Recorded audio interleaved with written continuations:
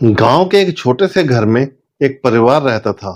परिवार में सास शकुंतला देवी, उनके बेटे अमित और उनकी बहू राधा रहते थे। राधा एक आधुनिक विचारधारा की लड़की थी, जिसे घूमना फिरना, मौज मस्ती करना बहुत पसंद था। वहीं शकुंतला देवी पारंपरिक और सरल महिला थी, जो अपने परिवार का ध्यान रखने में विश्वास करती थी। राधा का अपनी सास के साथ तालमेल नहीं बैठता था। उसे शकुंतला देवी के पुराने विचार और उनके अनुशासन भरे नियम पसंद नहीं आते थे। राधा अक्सर अपने दोस्तों के साथ बाहर घूमने जाती थी और अपने दोस्तों के सामने अपनी सास का मजाक उड़ाती थी। उसे अपनी सास से घर के सारे काम करवाने में भी कोई संकोच नहीं होता था, और कई बार तो वह उन्हें धमकाती भी थी कि अगर उन्होंने कुछ कहा तो वह अपने पति से शिकायत कर देगी। अमित, जो एक बड़ी कंपनी में नौकरी करता था, काम में व्यस्त रहता था और इन सब बातों से अनजान था। एक दिन अमित घर जल्दी आया और उसने देखा कि राधा अपनी सास से घर के सारे काम करवा रही है और उन पर चिल्ला रही है।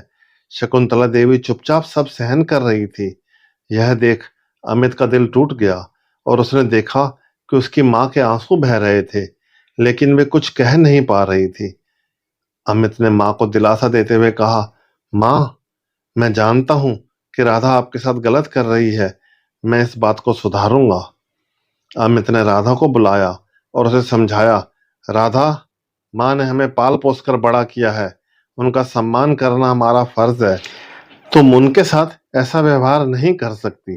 अगर तुम अपनी आदतें नहीं सुधारोगी तो हमारे रिश्ते में दरार आ जाएगी। राधा को यह सुनकर बहुत गुस्सा आया, लेकिन उसने पहली बार अमित की बातों को गंभीरता से सोचा। उसे एहसास हुआ कि वह अपने दोस्तों के प्रभाव में आकर सास के साथ गलत व्यवहार कर रही है। उसने अपने दोस्तों से दूरी बनाने का फैसला किया और अपनी सास के साथ अच्छा व्यवहार करने की ठानी। धीरे धीरे राधा ने अपनी आदतें बदली। उसने अपनी सास के साथ समय बिताना शुरू किया और उनके साथ घर के कामों में हाथ बटाने लगी। राधा ने शकुंतला देवी से माफी मांगी और कहा, माँ, मुझे माफ कर दीजिए। मैं अपनी गलतियों को समझ गई हूँ। आप मेरे लिए बहुत महत्वपूर्ण हैं।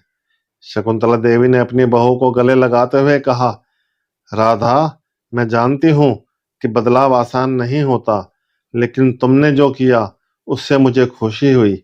हम दोनों मिलकर इस घर को खुशहाल बनाएंगे। इस घटना के बाद राधा और शकुंतला देवी के बीच एक मजबूत और प्यारा रिश्ता बन गया।